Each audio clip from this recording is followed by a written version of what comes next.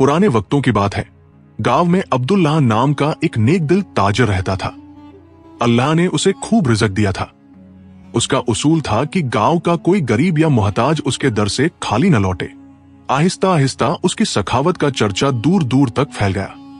अब न सिर्फ उसके गांव के बल्कि आसपास की बस्तियों के लोग भी उसके घर के बाहर कतारें लगाते, बस उसका इंतजार करते कि वह आए और सबकी मदद करे।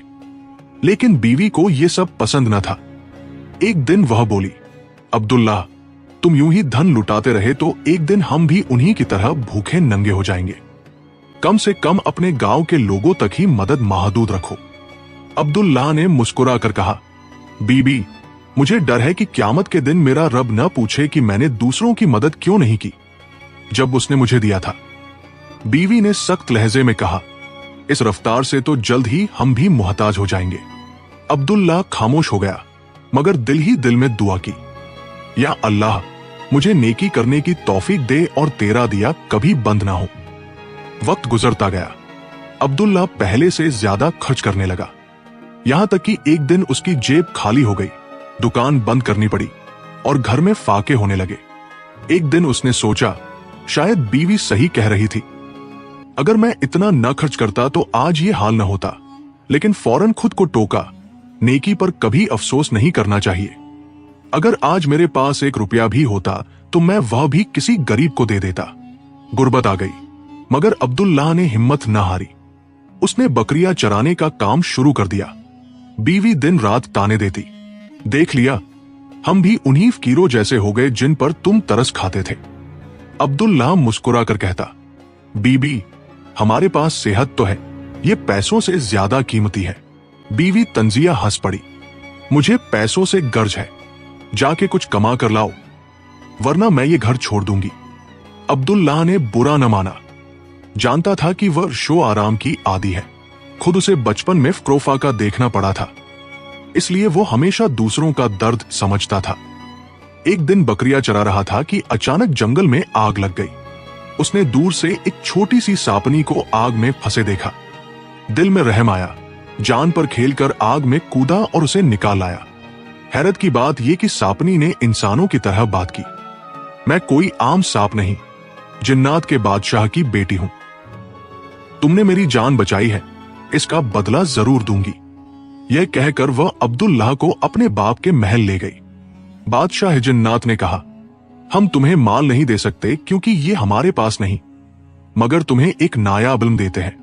आज से तुम जानवरों की जुबान समझ सकोगे, लेकिन शर्त यह है कि तुम ये राज किसी को न बताना, वरना तुम्हारी मौत यकीनी है। जब अब्दुल्लाह ने रजामंदी जाहिर की तो बादशाह जिन्नात उसके करीब आया। उसके दोनों कानों में हल्की सी फूंक मारी और बोला, अब तुम जानवरों की जुबान समझ सकते हो। तुम्हें ऐसी बातें सुनने को मिलेंगी जो किसी इंसान के वहमो गुमान में भी नहीं, मगर याद रखना, कभी जाहिर न करना कि तुम उनकी बातें समझते हो, वरना वो तुमसे डर जाएंगे और नुकसान भी पहुंचा सकते हैं। ये राज अपने दिल में रखना। ये कहकर अचानक सब मंजर गायब हो गया।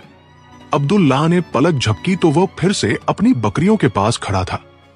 न महल था, न जिन्नात, न बादशाह। वह सोचने लगा, शायद ये सब ख्वाब था, लेकिन बड़ा मजेदार ख्वाब था। घर वापस आते हुए वो एक बड़ी सी झील के पास से गुजरा। वहां उसने 2 खूबसूरत मछलियां उछलते और खेलते देखी। एक ने दूसरी से कहा, अगर झील के बीच तले वो पुराना संदूक ना होता तो हम उस बड़ी मछली से कभी न बच पाती जो हमें खाने के लिए पीछे पड़ी थी।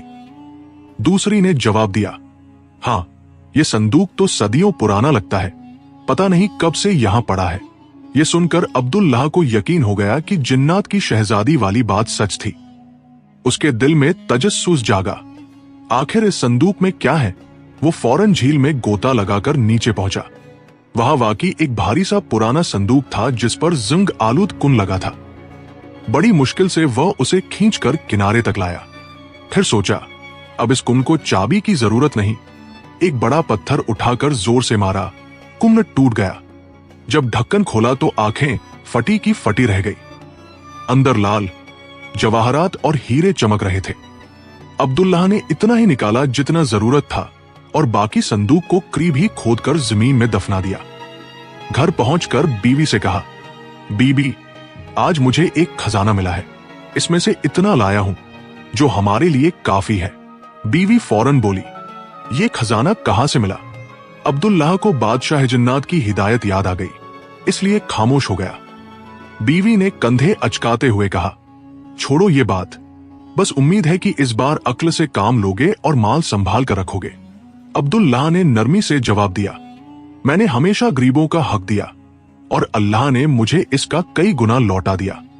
क्या तुम्हें नहीं लगता कि आसमान पर एक आदिल रब है? बीवी ने कहा, यकीनन है, मगर मुझे लगता है कि यह सिर्फ तुम्हारी किस्मत थी।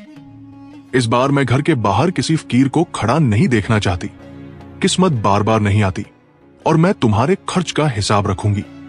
अब्दुल्लाह को बीवी की नाशुक्री पर दुख हुआ। दिल ही दिल में कहा, अल्लाह मेरे सब्र और ईमान का इम्तिहान ले रहा है। उसने फैसला किया कि अब गरीबों को अपने घर बुलाने के बजाय उनके लिए एक पनाहगाह बनाएगा जहां वो खाना खा सके और जरूरत का सामान ले सके। अगली सुबह बीवी को कुछ बताए बगैर वो फिर झील पर गया, सारा खजाना निकाला। गांव में एक बड़ी सी जमीन खरीदी, उस पर गरीबों के लिए पक्का सराय और बावर्ची खाना बनाया। उसने नेक और दियांतदार लोगों को वहां का जिम्मेदार मुकर्रर किया। अब न सिर्फ गरीब आकर अपना पेट भरते बल्कि बहुत से लोग वहां काम भी करने लगे। सराय के आसपास खेत आबाद हुए, मजदूर रोजगार पाने लगे और कई खानदान खुशहाल हो गए। एक दिन अब्दुल्लाह अपनी बीवी के साथ बीवी के मायके जा रहा था। वह दोनों एक छकड़ा गाड़ी में बैठे थे जिसे दो खच्चर खींच रहे थे।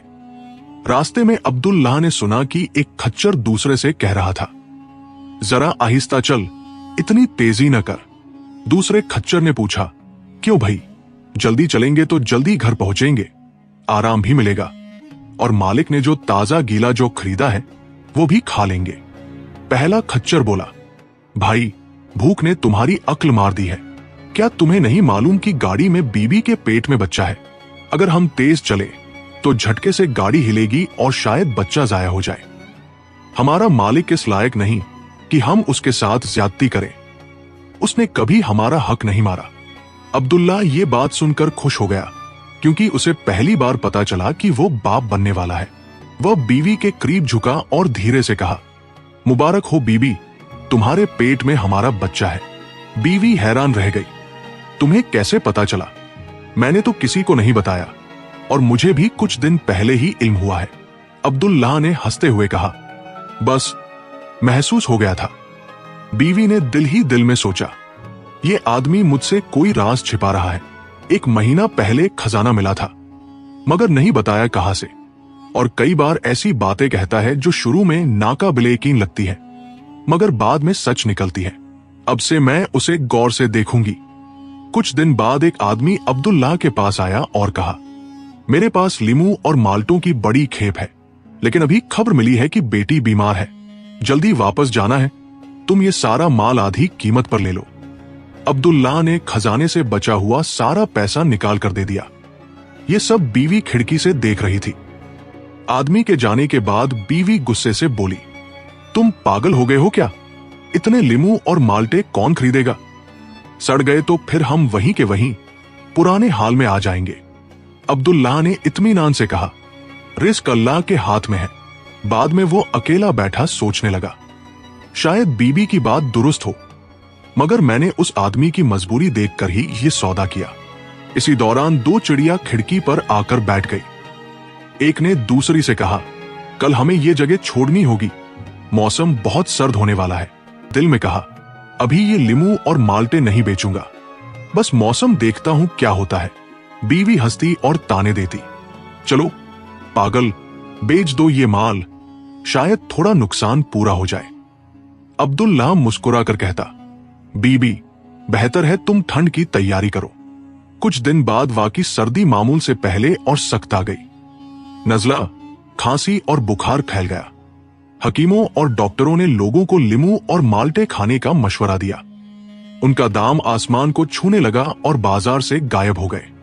ताजरों को खबर मिली कि अब्दुल्लाह के पास एक बड़ी खेप मौजूद है, तो सब सोने और चांदी के संदूक लेकर उसके दरवाजे पर आ गए। अब्दुल्लाह ने बीवी को कहा, सुभान अल्लाह, कल तक यहां गरीबों की कतार थी, आज अमीरों का हुजूम है। उसने बारी बारी सबको माल बेचा। शाम तक घर सोने और चांदी से भर गया। बीवी खुश तो थी मगर फिर भी उसके दिल में वसवसा था। कुछ दिन बाद उसे पता चला कि अब्दुल्लाह ने यतीमों और गरीबों के लिए सराय बनवाई है। वो डर गई कि कहीं लीमू और माल्टों का मुनाफा भी फुकरा पर न लगा दे। वो फौरन उसके पास गई और तेज लहजे में बोली, क्या तुम्हें इन गरीबों के चक्कर में पड़कर पिछली बार का अंजाम याद नहीं? अब्दुल्लाह ने सुकून से कहा, क्या तुम्हें लगता है हमारे पास इतना सोना और चांदी होते हुए भी हम गरीबों के मुंह का निवाला छीन ले?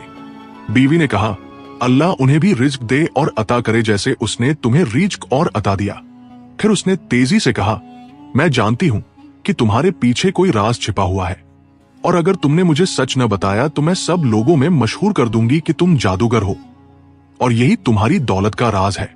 यह सुनकर अब्दुल्लाह घबरा गया। उसने दिल में कहा, मैं उसे अपना राज बता दूंगा, क्योंकि मर जाना 1000 गुना बेहतर है उस इल्जाम से जो मेरी जिंदगी भर मेरे साथ चिपक जाए। लोग तो जो सुने यकीन कर लेते हैं। फिर खुद ही सोचने लगा, अगर मैंने अपनी बीवी को राज बता दिया तो मैं मर जाऊंगा, जैसा कि जिन्नात के बादशाह ने कहा था, और फिर गरीबों और कमजोरों की देखभाल कौन करेगा? काफी सोच विचार के बाद उसने फैसला किया कि बीवी को अपना राज बताने के बदले वह अपना घर, जायदाद और सोना चांदी सब उसके नाम कर देगा। वो अपनी बीवी के साथ काजी के पास गया और सब कुछ उसके नाम कर दिया। अलबत्ता वह जमीन जिस पर उसने गरीबों का मेलज, पनाहगाह बनाया था, वो वक्फ रहने दी ताकि खैर का काम जारी रहे। फिर उसने बीवी से कहा, बरह मेहरबानी आज के बाद मेरे करीब ना आना। अगर तुमने ऐसा किया तो मैं तुम पर तलाक का हक इस्तेमाल कर लूंगा। अब हम दोनों अपनी अपनी मर्जी की जिंदगी गुजार सकते हैं, क्योंकि हम दोनों में कोई चीज मुश्तरक नहीं। अब्दुल्लाह गरीबों और यतीमों के मेलज में रहने लगा और कहने लगा, मरने के बाद मेरे लिए सिर्फ नेक अमल और गरीबों की दुआएं ही फायदेमंद होंगी।